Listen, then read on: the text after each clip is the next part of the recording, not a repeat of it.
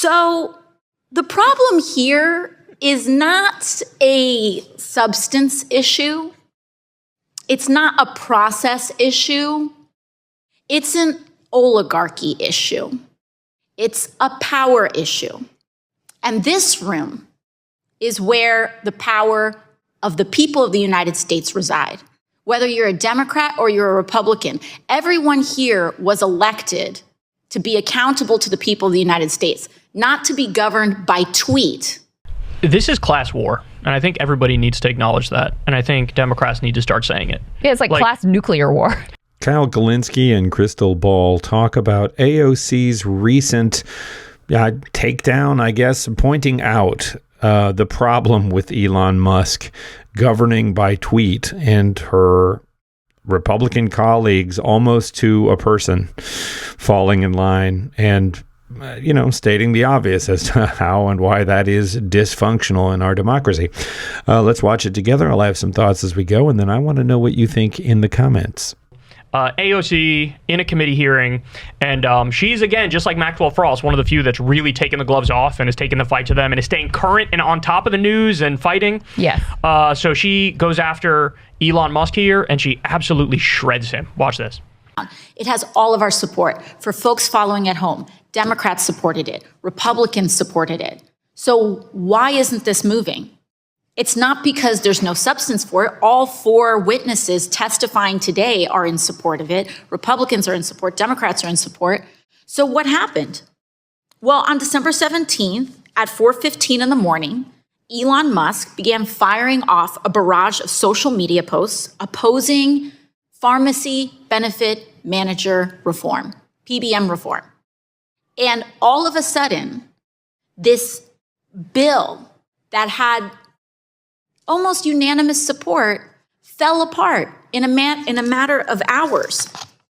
And the vote was postponed on that day. After he tweets, it gets canceled. Elon Musk tweets, we have nearly 435 members of Congress all on board of it. He sends one tweet and all of a sudden, everyone backs off. And it kills drug pricing reform that saves people money on their insulin, on their asthma inhalers, on everything that they need. And then to kick it off, 5 days after he kills pharmacy benefit manager reform, we get this tweet from Elon Musk. What is a pharmacy benefit manager? This was at 1:02 a.m. on December 31st of 2024, 5 days or so, a couple days after he kills the bill. So the problem here is not a substance issue. It's not a process issue. It's an oligarchy issue. It's a power issue. And this room is where the power of the people of the United States reside. Whether you're a Democrat or you're a Republican, everyone here was elected to be accountable to the people of the United States, not to be governed by tweet, but to be governed by their duly elected representation. And so we can get this done because there are more of us than there are of him. So I would love a commitment from our Republican counterparts who we agree with on this issue to just put it on the floor and let us vote for it where there is bipartisan agreement and we can actually get a result of for the American people by booting this guy out from political influence. And with that, I yield back.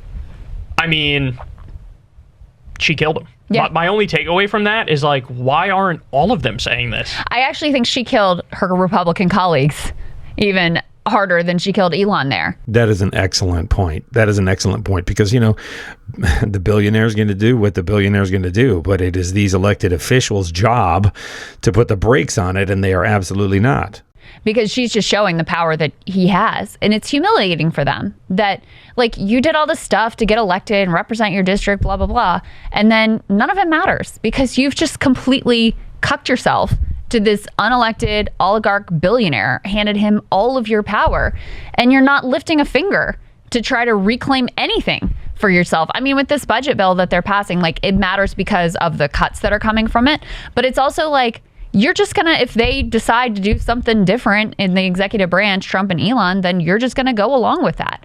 It should be humiliating and embarrassing for them. And so really, I see that as AOC putting her colleagues on blast for how much they're humiliating themselves and cucking themselves to power, even versus, for Elon, it's sort of like he gets to just run the show, and I'm sure he loves that feeling. So they were they were virtually all on board, according to AOC, with lowering drug prices by doing pharmacy benefit manager reform. Right. These are like the parasite mafia middlemen that jack up prices even more on your drugs, and they were ready to do something about that.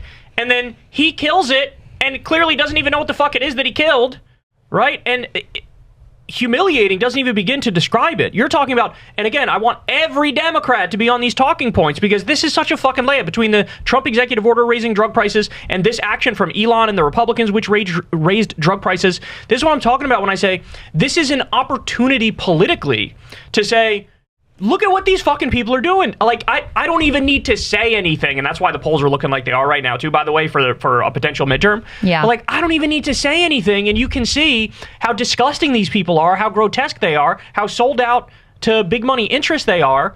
Like, what the fuck, man? What the fuck? This is crazy. Yeah. This was one of the things that was in the original bill that they had all negotiated and agreed on, and we're going to vote on the omnibus bill in December. And then Elon kills it. And then the new bill doesn't have the pharmacy benefit manager reforms. Didn't have a lot of stuff. There were some other things that were consumer protections with regard to hotel fees and other things that were genuinely beneficial. That was gone. And probably the reason why he wanted to mess with this bill in particular, there are some restrictions on investment in China or technology sharing in China that he didn't want because of his business in China with regard to Tesla. Another excellent point. And I think one reaction sometimes people I speak with have is like, well, why would he want to stop what does he care about pharmacy, whatever? A lot of times it's just one little piece of something, right?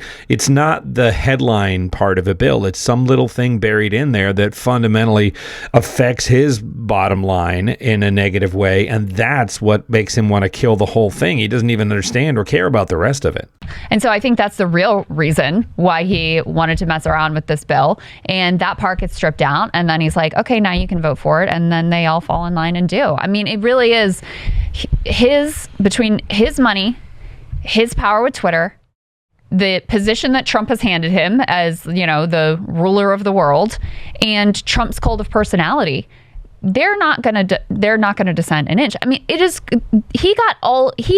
Trump put up some of the craziest nominees for cabinet positions you've ever seen in your life, and they all got through. All of them. Like the Susan Collins of the world, Murkowski, whoever. Enough people voted for every single one of them to get them across the finish line. I mean, that tells you everything.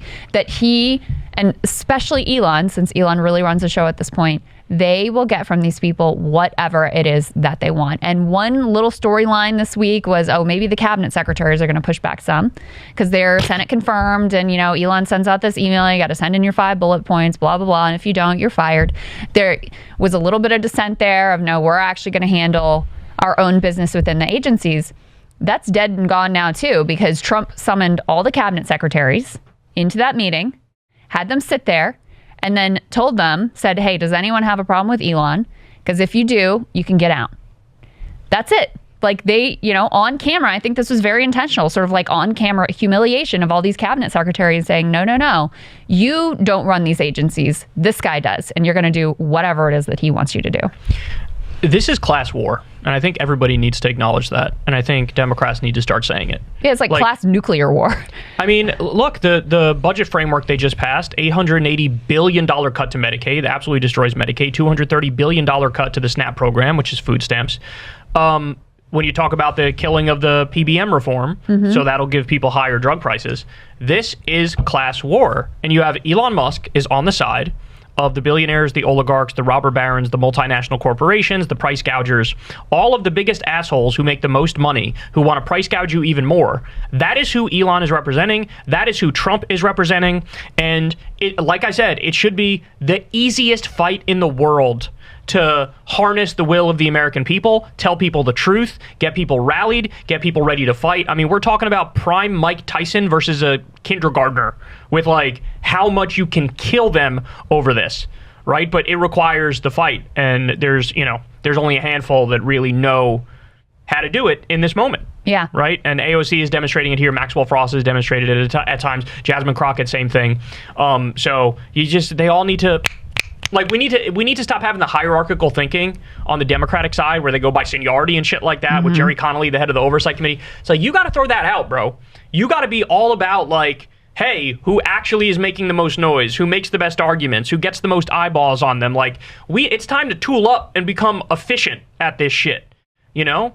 Because this is class war. This is class war. If they have their way, poor people are going to die because they don't have access to health care. People are not going to be able to afford their drugs. Like, it's not enough. It's not enough to say, hey, 74-year-old with esophageal cancer, you lead the way on the Oversight Committee.